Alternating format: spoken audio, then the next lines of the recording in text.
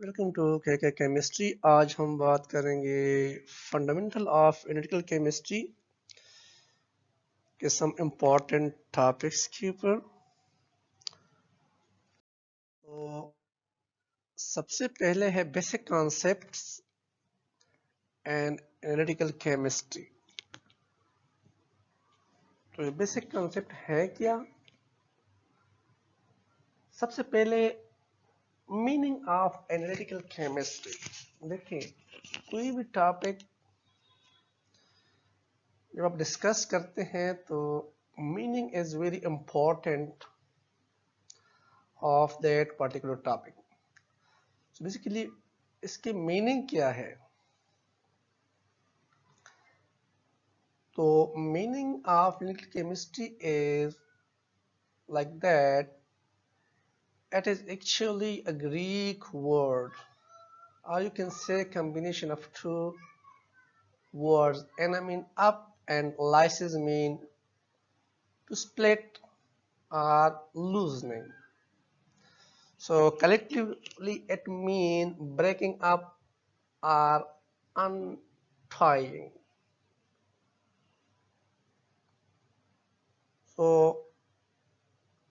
अब डिफिनीशन क्या है? डिफिनीशन से आप किसी भी टॉपिक के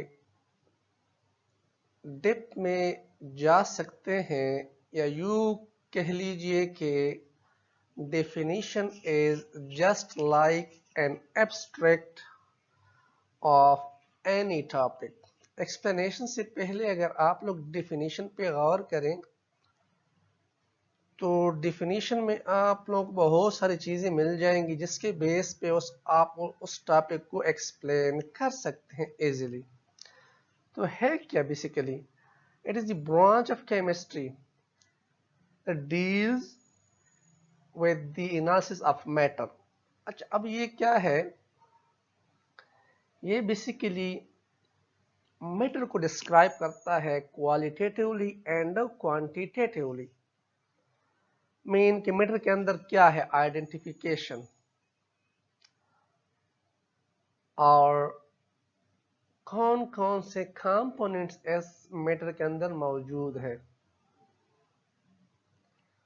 तो आइडेंटिफिकेशन और डिटर्मिनेशन मीन कंपोनेंट्स के बेस पे हम केमिकल एनालिसिस को टू टाइप्स में डिवाइड कर सकते हैं। एक है क्वालिटेटिव एनालिसिस, दूसरा है the second one is quantitative analysis. Qualitative क्या बताता है? Just like identification. And quantitative क्या बताता है? Its components.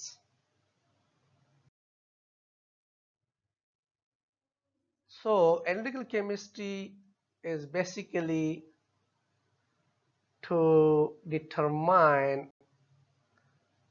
amount of constituents in a matter. Mean कि ये हमें बताता है कि किसी मैटर के अंदर कितनी amount of a particular substituents, I mean constituents are present. दूसरा जो है आइडेंटिफिकेशन। अब कौन सा constituent प्रेजेंट है? सपोज अगर आपने डिटरमिन कर लिया अमाउंट को, तो अब दूसरा सवाल ये है कि कौन सी चीज मौजूद है, कौन सा constituents of matter as you can say are present over there. Suppose हम लेते हैं एक unknown analyte. We take an unknown analyte और इसके अंदर heavy metal मौजूद है। क्या मौजूद है इसके अंदर? heavy metals.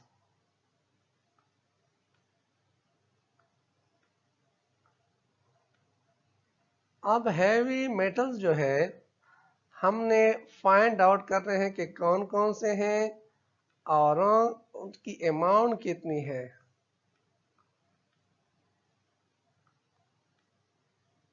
अच्छा, तो हम यूज करते हैं एटॉमिक एब्जॉर्प्शन स्पेक्ट्रोफोटोमीटर, 700 मॉडल है इसका। जब हम इसको एनालाइज करते हैं इस एनालेट को, तो ये एटॉमिक एब्जॉर्प्शन हमें 2 टाइप्स ऑफ इंफॉर्मेशन प्रोवाइड करता है। फर्स्ट, सपोज हमने जब एनालिसिस की इस सैंपल की, तो हमारे पास कैडमियम आ गया। हमने फाइंड आउट कर लिया कि इस सैंपल में, इस अननोन सैंपल में कैडमियम मौजूद है। तो क्या आ गया, ये टाइप आ गया, क्वालिटी आ गई, मीन आइडेंटिफिकेशन है कि कौन सी शय, कौन सी चीज इसके अंदर मौजूद है। जो दूसरा जो है, अब इसकी कंसंट्रेशन है, अमाउंट। तो यहां पर क्या है, 0.5 ppm पार्ट्स पर मिलियन, आज यू कैन से मिलीग्राम पर लीटर। तो 0.5 ppm इसके अंदर इसकी अमाउंट, कंसंट्रेशन मौजूद है। तो ये आता है कि इसमें क्वांटिटेटिव एनालिसिस में, मीन हमने डिटरमिन किया कर लिया है या फाइंड आउट कर इस concentration its amount.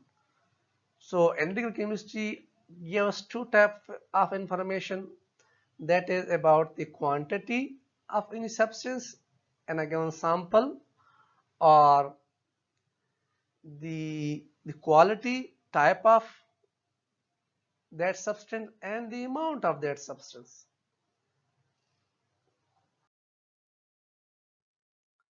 Suppose we have water H2O, तो क्वालिटेटिवली अगर हम इसको देखें तो इसके अंदर कौन से कॉन्स्टिट्यूएंट्स मौजूद हैं। एक है हाइड्रोजन, दूसरा है oxygen. Two types of elements are there in water molecule, and quantitatively we can say that molecule of water contain 2 hydrogen, that is 2 gram, 1 for each hydrogen, 1 gram for each hydrogen, and 1 oxygen means 16 gram of oxygen। तो ये क्या है, quantitatively हमने इसको describe कर लिया है। तो वाटर क्या है, हाइड्रोजन और ऑक्सीजन पर मुश्तमिल है, तो ये क्वालिटेटिव हो गया। और कितने अमाउंट्स एंड एलिमेंट्स की मौजूद है, तो आता है क्वांटिटेटिव में। अच्छा, दूसरे एग्जांपल हम लेते हैं। सपोज ये वाटर है, हमने इसको एनालाइज किया है। जब हमने इसको एनालाइज किया है तो क्या हुआ कि 2 हाइड्रोजन है, हमने फाइंड आउट कर लिया, और 2 इसके अंदर हाइड्रोजन है और ऑक्सीजन है। और क्वांटिटेटिवली जब हमने फाइंड आउट कर लिया तो इसके अंदर 2 हाइड्रोजन और 1 ऑक्सीजन है। Now that analyte may be any component of a sample that has to be determined by any chemical, physical analysis. अच्छा, क्लासिफिकेशन ऑफ जो एनालिटिकल टेक्निक्स है उसमें 2 टाइप्स है। एक है क्लासिकल, दूसरा है इंस्ट्रूमेंटल टेक्निक। अब क्लासिकल टेक्निक में हमारे पास क्वालिटेटिव भी है एज वेल एज क्वांटिटेटिव भी है। And qualitative analysis we actually talking about identifying the type of analyte in a given sample.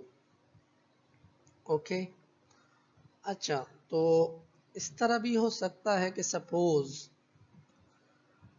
आप boiling point, melting point, optical activities, refractive index, solubility and colour के base पे भी आप analyte को identify कर सकते हैं। वो किस तरह, वो कुछ यूं, कि सपोज वाटर है, 2-3 सॉल्वेंट आपके पास है, सपोज एथेनॉल है, मेथनॉल है, वाटर भी है। अब उसको बॉइलिंग पॉइंट चेक करते हैं कि इसमें वाटर कौन सा है। जब उसको बॉयल करते हैं, जो सॉल्वेंट 100 पे बॉयल होता हो, हम कहते हैं कि हमारे पास वाटर है। इसी तरह आपके पास शुगर भी होगा, सोडियम क्लोराइड भी होगा, कुछ और सॉलिड मटेरियल भी होंगे। जब इसको मेल्ट करते हैं, जो सब्सटेंस 186 पे मेल्ट हो रहा हो, तो हम ये एज्यूम कर लेते हैं या यूँ कह लीजिए कि हम श्योर हो जाते हैं कि ये हमारे पास शुगर है। इसी तरह रिफ्लेक्टिव इंडेक्स हर एक सॉल्वेंट का डिफरेंट होता है। सपोज हमारे पास 2-3 सॉल्वेंट है, तो उन्हीं सॉल्वेंट में से अगर किसी का रिफ्लेक्टिव इंडेक्स 1.33 है, तो हम कहेंगे कि ये इनलेट, ये सब्सटेंस हमारे पास वाटर है।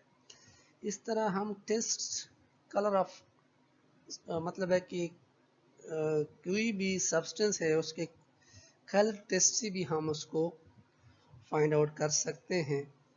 सोडियम का अपना कलर है और पोटाशियम का अपना है, कैल्शियम का अपना है। जब उसको हम फ्लेम के ऊपर रखते हैं, तो फ्लेम के ऊपर रखने से पोटाशियम का है पर्पल कलर नज़र आता है, सोडियम का येलो आता है। तो इसी बेस पे, कलर के बेस पे हम आइडेंटिफाई कर सकते हैं। इस तरह लिटमस पेपर है। अगर हमारे पास दो यूँ समझ लें कि एसिड है, बेस है, तो हम उसको किस तरह आइडेंटिफाई करेंगे? कलर के बेस पे। एसिडिक कलर में लिटमस पेपर का जो कलर होता है, एसिडिक सोल्यूशन में लिटमस पेपर का जो कलर है वो क्या है? वो जस्ट लाइक पिंक या रेड होता है। जबकि बेसिक सोल्यूशन का कलर लिटमस पेपर शो करता है in the form of like a bluish colour. तो ब्लूइश कलर जो है वो लिटमस पेपर शो करता है बेसिक सोल्यूशन के लिए। अच्छा, ये पेपर इंडिकेटिंग द एसिडिटी और बेसिसिटी ऑफ कंपाउंड, मतलब है कि ये लिटमस पेपर के बेस पे हम सोल्यूशन को आइडेंटिफाई कर सकते हैं कि ये एसिडिक है या बेसिक है। इसी तरह अगर हम H2S गैस को पास करें किसी सोल्यूशन में से और उसमें आर्सेनिक है, अगर कलर जो है वो येलोइश आ जाए, तो हम कहते हैं कि इस सोल्यूशन में हमारे पास आर्सेनिक है। अब अगर कोई सोल्यूशन है वो ब्राउन कलर देता है, तो हम उससे जूम कर लेते हैं कि इसमें 10 है। ठीक है। इसी तरह हम वॉल्यूम को मेजर करने से भी किसी एनालिटिक की अमाउंट को फाइंड आउट कर सकते हैं। जिस तरह वॉल्यूमेट्रिक एनालिसिस में हम वॉल्यूम को मेजर करते हैं, फिर उससे हम नॉर्मेलिटी फाइंड आउट करते हैं, फिर अमाउंट ऑफ सब्सटेंस भी फाइंड आउट कर सकते हैं। इस तरह गैसोमेट्रिक एनालिसिस में हम किसी भी गैस का वॉल्यूम फाइंड आउट कर लेते हैं, फिर उससे उसकी अमाउंट फाइंड आउट कर सकते हैं। इस तरह ग्रामेट्रिक में हम क्या करते हैं कि सपोज निकल है किसी सोल्यूशन में, हम डाई मिथाइल क्लोरोक्साइम यानी DMG डाल लेते हैं, जिससे प्रेसिपिटेट आ जाता है। फिर उस प्रेसिपिटेट से हम निकल का जो वेट है वो फाइंड आउट कर सकते हैं कि इस सोल्यूशन में निकल का वेट कितना था। तो ये ग्रामेट्रिक में आता है।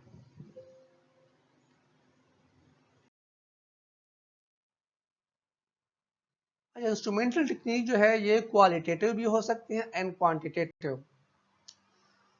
अच्छा, क्वालिटेटिव का मतलब क्या है कि ये डिटेक्ट कर लेता है, डिटरमिन कर लेता है सम स्पेसिफिक कैरेक्टरिस्टिक के बेस पे। सपोज अगर हमारे पास कोई कंपाउंड है, ऑर्गेनिक कंपाउंड, और हमने फाइंड आउट करने के इसमें कौन कौन से एलिमेंट्स मौजूद हैं,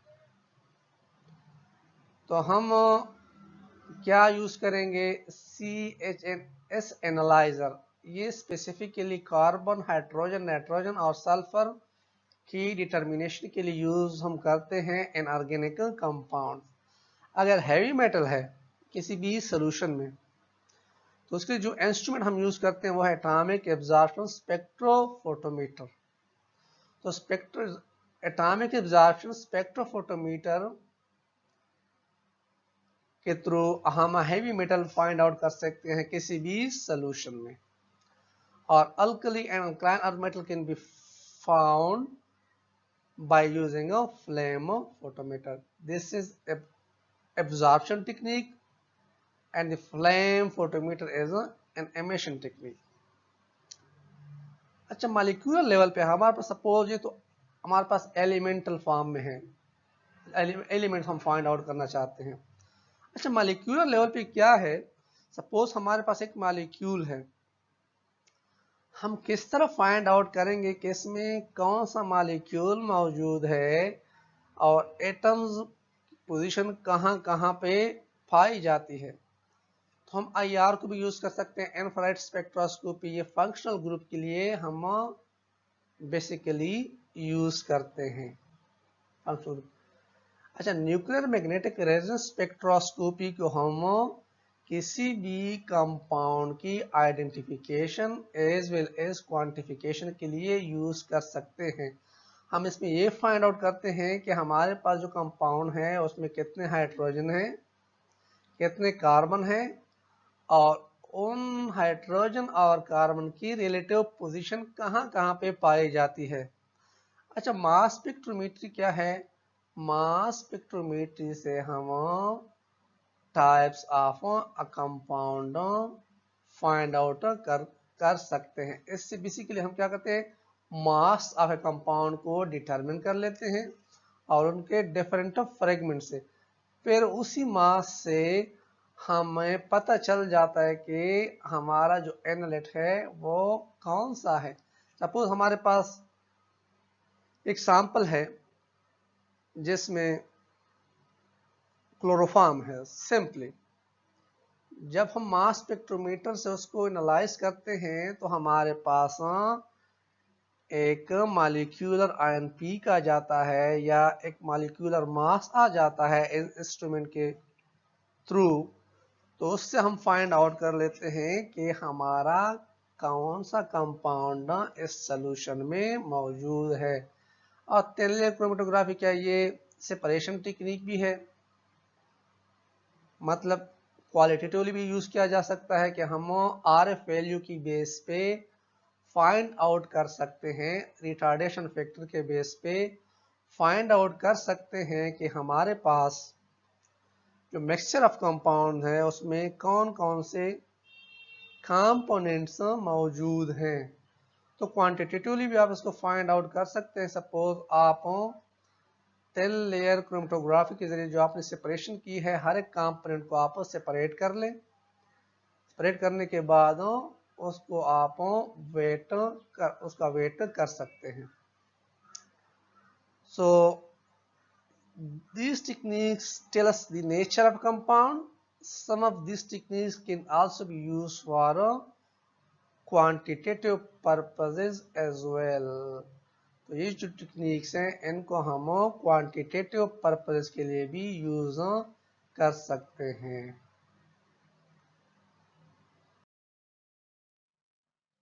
अच्छा, अब इसकी summary of analytical techniques. So this is the summary of all the analytical techniques that are used for the estimation, for the identification of any analyte in a given solution.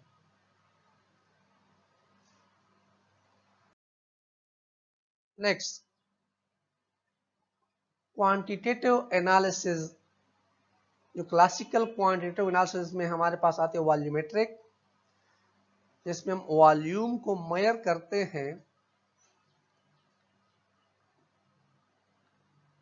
by titrating any standard solution with any unknown solution that contain the analyte। इसके types हमारे पास difference हैं। तो इसमें हम क्या करते हैं basically volumetric में, कि हम जो वॉल्यूम स्टैंडर्ड सॉल्यूशन का कंज्यूम हो जाता है उसी वॉल्यूम से फिर हम जो अननोन सैंपल है उसकी कंसंट्रेशन को फाइंड आउट कर सकते हैं। अच्छा, वो सॉल्यूशन जिनकी कंसंट्रेशन हमें नोन हो, सपोज 0.1 नॉर्मल, 0.2 नॉर्मल, 1 मोलर, तो उसे हम कहते हैं स्टैंडर्ड सॉल्यूशन जिनकी concentration with the passage of time change नहीं होती। तो स्टैंडर्ड कंपाउंड्स वो होते हैं जो with the passage of time अपनी प्रॉपर्टी को चेंज नहीं होने देते।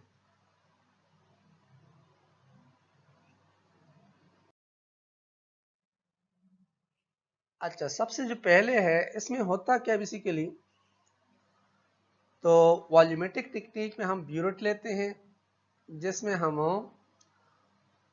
यू समझ ली कि अपना स्टैंडर्ड जो सॉल्यूशन है एसिड का या बेस का वो इसमें ले लेते हैं। ठीक है, स्टैंडर्ड ये एसिड भी हो सकता है, ये बेस भी। अच्छा, यहां पर हम क्या करते हैं, यहां पर हम जो एनालेट है जिसको हमने डिटरमिन करना है इस फ्लास्क में रख देते हैं। साथ में इंडिकेटर भी यूज करते हैं जो हमें जो रिएक्शन हो रहा है बिटवीन एसिड एंड बेस उसकी जो एंड पॉइंट है उसके बारे में बता सके। हम ड्रॉप बाय ड्रॉप इसी ब्यूरेट में से अपना स्टैंडर्ड सॉल्यूशन नीचे की तरफ गिराते हैं ड्रॉप बाय ड्रॉप। तो यहाँ पे रिएक्शन होता है बिटवीन एसिड और एंड दी एनालेट। हम यहाँ पे सपोज देते हैं बेस NaOH, तो NaOH और एसिड HCl बेस में रिएक्शन होता है। जब सारा NaOH कंज्यूम हो जाता है एडिशनल ड्रॉप के डालने से इंडिकेटर का कलर चेंज हो जाता है, तो फिर हम रिएक्शन को या टाइट्रेशन को स्टॉप कर लेते हैं। इसे कहते हैं, जो ब्यूट में होता है इसे कहते हैं टाइट्रॉन, सॉरी इसको कहते हैं टाइट्रॉन। और जो ब्यूट में होता है इसे हम कहते हैं टाइट्रेंट।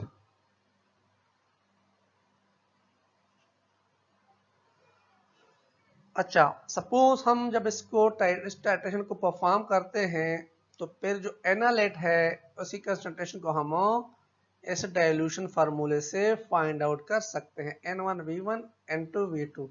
N1 क्या है, normality of standard solution, V1 क्या है, volume use of standard solution, N2 क्या है, नॉर्मेलिटी ऑफ एनालेट और unknown solution, V2 volume taken of an unknown solution. ये हम परफॉर्म करेंगे इसका प्रैक्टिकल। अब क्लासिफिकेशन ऑफ वॉल्यूमेट्रिक एनालिसिस वो कौन कौन से हैं। एसिड बेस टाइट्रेशन, जिस तरह हमने प्रीवियस स्लाइड में डिस्कस किया है। ऑक्सीडेशन रिडक्शन टाइट्रेशन, हम जब टाइट्रेशन परफॉर्म करते हैं तो वहां पर ऑक्सीडेशन एंड रिडक्शन का फेनोमेना वहां पे होता है। It means oxidation and reduction takes place while performing titration.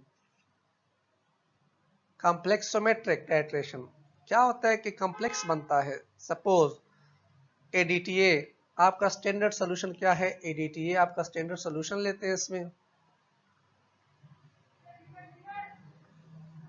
ADTA